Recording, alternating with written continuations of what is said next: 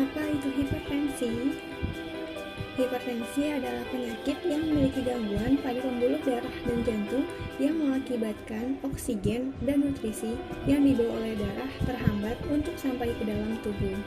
Sedangkan menurut WHO, apa itu hipertensi? Hipertensi adalah tekanan darah yang melebihi batas normal, yaitu tekanan darah sistoliknya itu melebihi 140 mm merkuri, sedangkan tekanan darah diastoliknya itu melebihi 90 mm merkuri.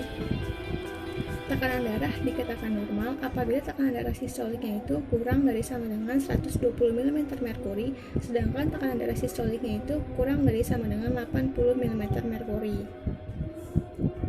Menurut Dr. Fala Adinda pada tahun 2020, hipertensi dapat diklasifikasikan menjadi 4 macam. Yang pertama itu ada prahipertensi.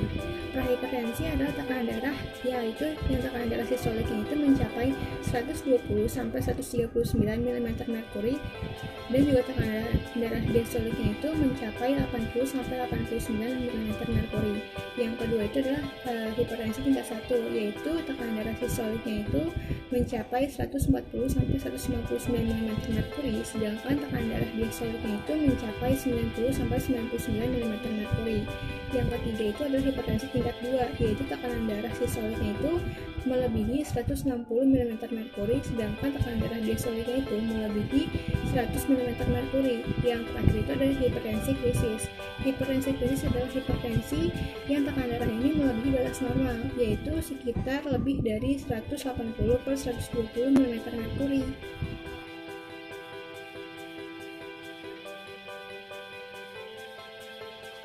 Nama saya Dwi Nur Apriliani. Selanjutnya saya akan membacakan klasifikasi dari hipertensi, di mana menurut Priyanto tahun 2014, hipertensi juga dapat diklasifikasikan berdasarkan tekanan darah pada orang dewasa, yaitu dengan kategori pertama adalah normal, di mana tekanan darah sistoliknya kurang dari 130 mm merkuri hidrogium.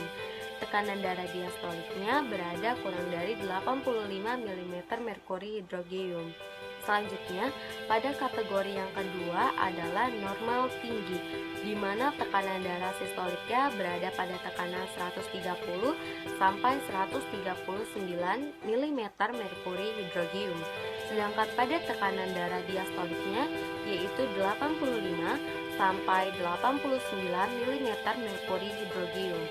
Selanjutnya, pada kategori yang ketiga ada stadium 1, di mana tekanan darah sistoliknya berada pada 140 sampai 159 mm merkuri hidrogium. Selanjutnya, pada tekanan darah diastoliknya berada pada 90 sampai 99 mm merkuri hidrogium. Selanjutnya, pada kategori yang keempat ada stadium 2, di mana tekanan darah sistoliknya berada di 160 sampai 179 mm merkuri hidrogium, dan tekanan darah diastoliknya berada pada 100 sampai 109 mm merkuri hidrogium. Selanjutnya, pada stadium yang ketiga, tekanan darah sistoliknya adalah 180 sampai 209 mm merkuri hidrogium, dan pada tekanan darah diastoliknya berada 110 sampai 119 mm merkuri hidrogium. Dan yang terakhir, stadium yang keempat, di mana tekanan darah sistoliknya lebih dari 210 mm merkuri hidrogium, dan pada tekanan darah diastoliknya lebih dari 120 mm merkuri hidrogium. Selanjutnya, menurut Smeltzer tahun 2013, hipertensi berdasarkan penyebab juga dapat dibedakan menjadi 2 macam. Hipertensi berdasarkan penyebab yang pertama ada dari hipertensi primer, di mana hipertensi primer itu biasanya dialami oleh populasi dewasa dengan persentase 90% sampai 95% menurut Bell, Twix, and Olin tahun 2015. Pada hipertensi jenis ini biasanya dipengaruhi oleh faktor genetik, dan hipertensi ini tidak bisa disembuhkan namun dapat dikontrol dengan terapi yang tepat. Selanjutnya di sini ada hipertensi penyebab yang kedua.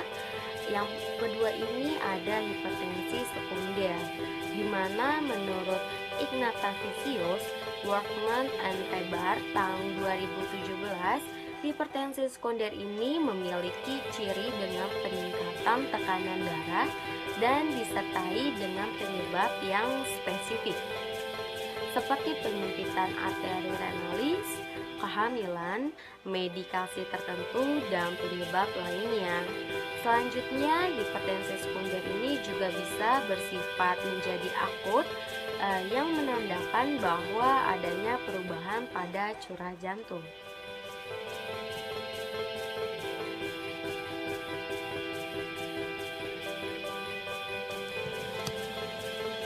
Faktor resiko hipertensi dapat diubah, tidak dapat diubah. Faktor yang tidak dapat diubah. Jika di dalam keluarga pada orang tua dan saudara memiliki tekanan darah tinggi, maka dugaan hipertensi menjadi lebih besar. Statistik menunjukkan bahwa masalah tekanan darah tinggi lebih tinggi pada kembar identik dibandingkan dengan kembar tidak identik. Faktor yang tidak dapat diubah berikutnya. Semakin bertambahnya usia, semakin besar pula resiko untuk menderita tekanan darah tinggi. Hal ini juga berhubungan dengan regulasi hormon yang berbeda. Faktor yang dapat diubah. Konsumsi garam berlebih, konsumsi kafein berlebih, minuman alkohol, kurang olahraga, dan kolesterol.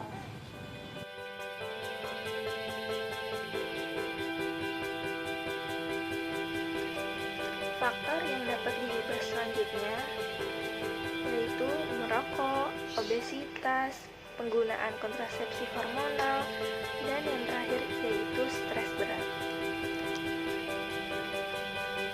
Selanjutnya ada patofisiologi hipertensi.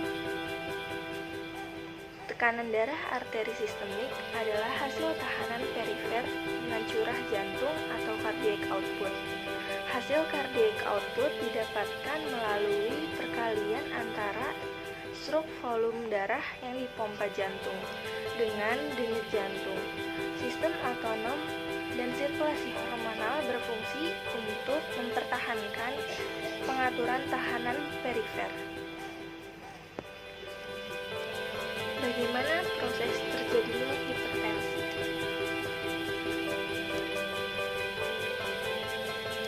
Pertama, perubahan yang terjadi pada bantalan dinding pembuluh darah arteri yang mengakibatkan retensi perifer meningkat.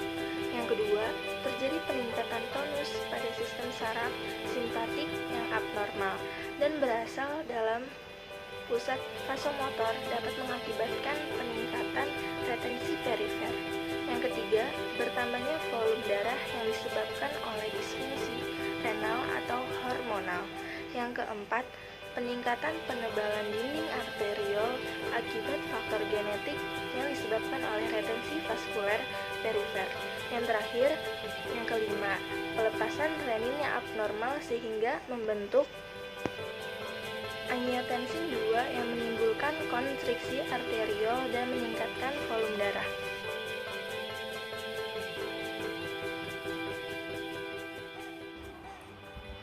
Karena hipertensi tidak memiliki gejala, maka dibutuhkan analisis medis. Penderita akan dicek tekanan darahnya, dan tekanan darah itu terbagi menjadi 4, yaitu yang pertama tekanan darah normal, yaitu di bawah 120/80. Yang kedua ada tekanan darah tinggi, bila tekanan sistolik berada di kisaran 120 sampai 129 dan tekanan diastolik berada di bawah 80.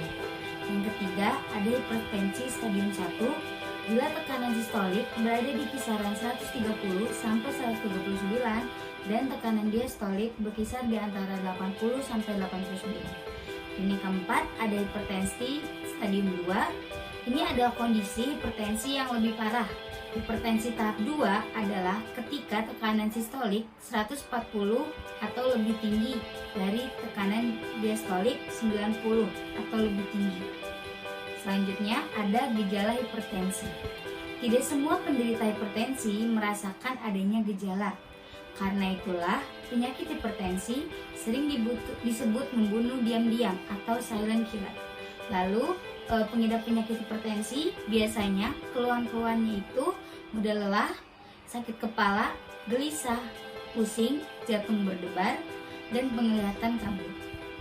Lalu ada penanganan hipertensi.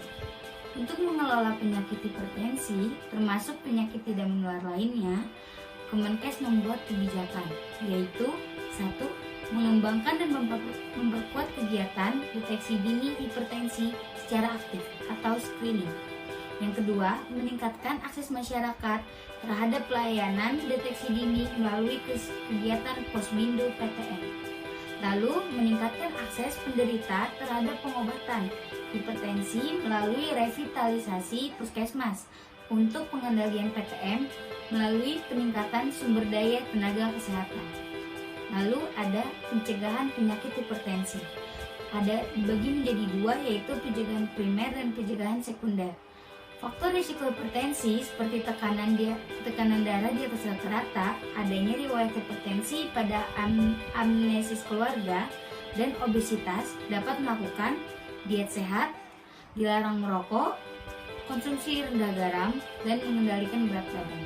Lalu dalam pencegahan sekunder, penderita yang telah diketahui menderita hipertensi karena faktor tertentu dapat melakukan yang pertama, mengelola obat, menjaga tekanan darah normal, faktor-faktor risiko penyakit jantung iskemik yang lain harus dikontrol, lalu batasi aktivitas.